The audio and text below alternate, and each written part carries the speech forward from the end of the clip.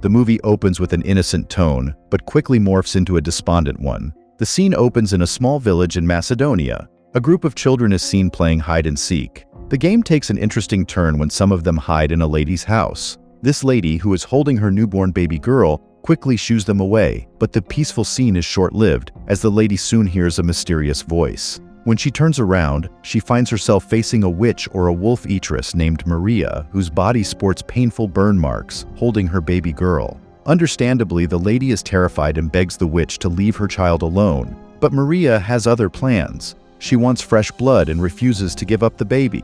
The girl's name is Navina, and when Maria doesn't listen to the lady's pleas, she strikes a deal. The lady asks if she can keep her child for 16 years, after which she'll hand her over to Maria. To the lady's surprise, the witch agrees to this arrangement, but not before taking away the newborn's voice. After the encounter, her mother quickly decides to hide Navina. She keeps her hidden in a cave that she considers sacred, providing her with basic amenities only. Outside, she pretends that her baby has really been eaten by the witch to not let anyone know of her child's existence. The child grows up in a world of stones, desperate to see the world outside. Her mother visits her often and washes her face. Navina also grows up thinking that her voice has been taken away by a demon, but she firmly believes that it's somewhere deep inside her and will come back someday. One day, when her mother has drifted off to sleep, she tries to sneak out. Unfortunately, her mother is on alert and drags her back inside. She reprimands her, asserting that the world outside is dangerous. Despite the precautions, her mother's plan doesn't seem to be fruitful as she spots an eagle inside the cave. Immediately, the mother knows that it's the witch in disguise and throws stones at it. She runs after the eagle, and after a while, Navina hears her mother scream. When she comes back, she seems to be fine, but her demeanor displays cruelty. Surprisingly, she asks Navina to step outside the cave for the first time. Unbeknownst to her, her mother has been killed, and the woman with her is none other than the witch. Navina stands in amazement as she takes in the colorful and vast world around her. The sounds, sights, and smells astound her. As they arrive at a small house, Navina witnesses the witch devouring a donkey, leaving her terrified but curious. But her amazement quickly turns into horror as the witch leaves painful claw marks on her chest and spits on it. Later, the witch lights a twig on fire and uses it to brand the claw marks on Navina's chest. Looking down, she's shocked to see that her nails have grown long and turned dark. This signifies that the witch has used the power that can be used only once in her lifetime on her. She has turned her into a witch too, granting her immorality and rogue hunger. As they continue on their journey, the witch starts grabbing her intestines and organs, discarding them on the path. Navina is frightened but can't look away. Suddenly, the witch turns around and reveals to Navina that she has removed her mother's skin, exposing her true burned form. Navina quickly understands that her mother has passed away, leaving her to navigate this new world all on her own. Without any knowledge or guidance, she finds herself clinging to the witch, who teaches her the ways of survival. The witch shows her how to thrive in the outside world by devouring animals for sustenance. She seems excited to be a part of this new life. However, their world is disrupted when a male farmer stumbles upon Navina in the hills. Thinking that she's vulnerable, he attempts to take advantage of her, but thankfully, the witch, her protector, appears and kills him. The witch is furious at her inability to protect herself. She tries to instill in her that it is either kill or be killed in this world, but Navina refused to acknowledge this ideology, choosing to carve her own path of survival. The witch grows increasingly frustrated with her innocence. One day, Navina grows tired of the witch's constant insults and snaps. In a fit of rage, she picks up a stone and throws it at the witch. In response, the witch tries to drown Navina by holding her head under water, but for a few moments. She renounces her after the incident and leaves her alone to fend for herself. Afterwards, the witch sets out to hunt. She kills a wolf and takes its intestines and internal organs, inserting them into the hole in her chest.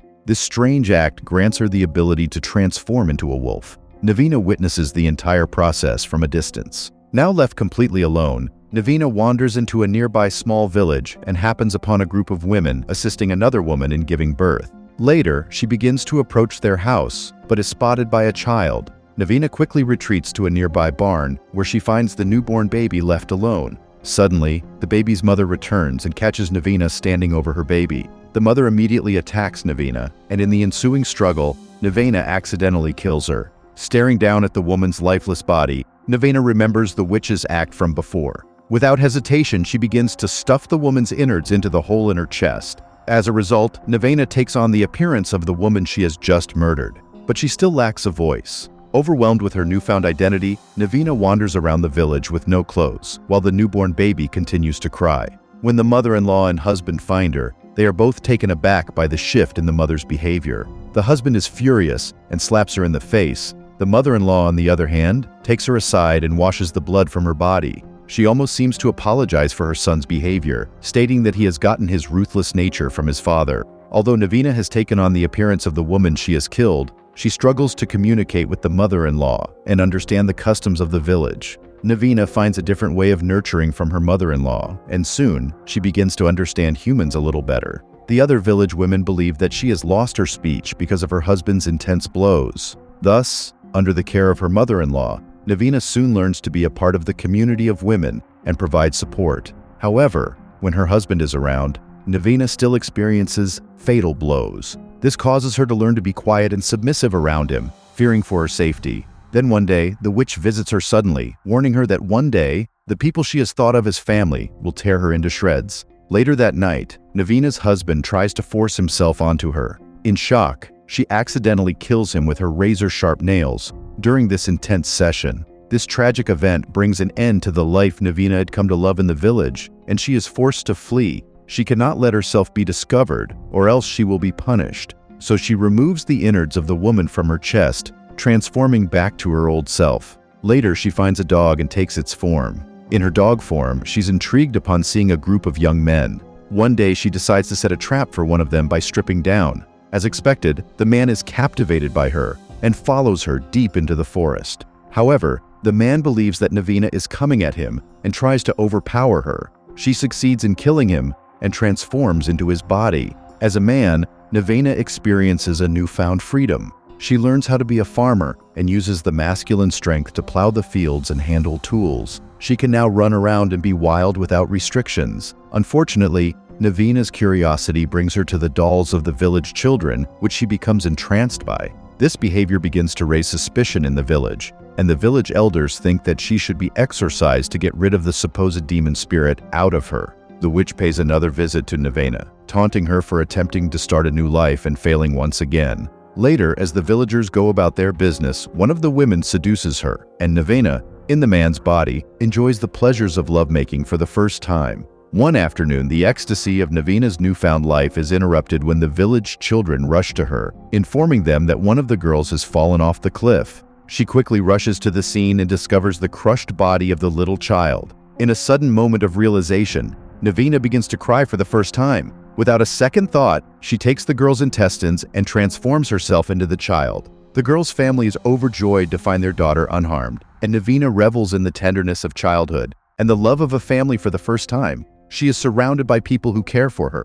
Then, one night, the children gather around the fire, and the grandmother narrates the story of the witch. The witch had been a normal woman in the beginning, an old maid who used to take care of her sick father, but yearned for a family of her own. Unfortunately, years passes by, but she remains devoid of any offer of marriage. Her tedious life ceases to exist when she stumbles upon a witch devouring a farm animal. Hopeless and desperate for love, she begs the witch to find her a husband and a child. The witch says nothing but turns her into a witch instead by clawing at her chest and spitting on the marks. Soon after, a man appears with a proposal for the old maid. Thinking that her wish is finally granted, she goes on an unknown journey to her husband's house. But alas, it was all a ploy. The man's son is dying, and he doesn't want him to leave the world without spreading his seeds. So they tie her up despite her protests and force her to sleep with the sick son. Soon after, she gets sick, and due to the witch's spit, she is burdened with an intense hunger. She slaughters a cow and drains him dry.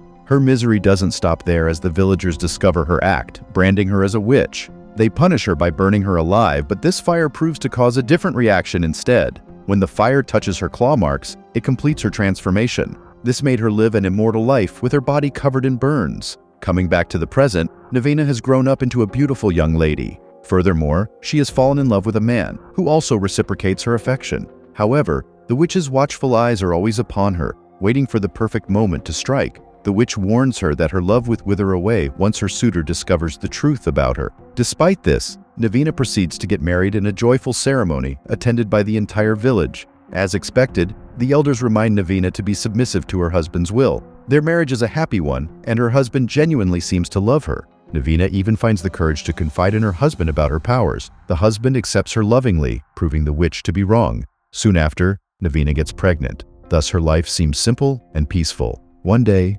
misfortunes strike her again when she discovers her husband's body outside their house, mauled by the witch in the form of a wild boar. Shattered and heartbroken, she has no one to blame but herself. Sadly, some of the villagers blame Navina for bringing the sudden tragedy and make her undergo a cleansing ritual to ward off the evil spirits. Despite the grief and despair, Navina gives birth to a healthy baby, but the fear of the witch becomes overwhelming. She closes all the windows and doors of her house, determined to protect her child from her evil clutches. She refuses to rest and spends every moment cradling the newborn. The precautions, just like her birth mother, don't work though, and misery knocks at the door. One day, Navina decides to take a short walk to collect branches for a fire. She leaves her trusted midwife in charge of the baby, but when she returns, she discovers her lifeless body. To make matters worse, the witch has already reached her baby. She slices the baby's neck, almost taking a loving child from her mother yet again. Navina gathers herself and quickly responds by slaughtering a goat, feasting on its blood and spitting on the baby.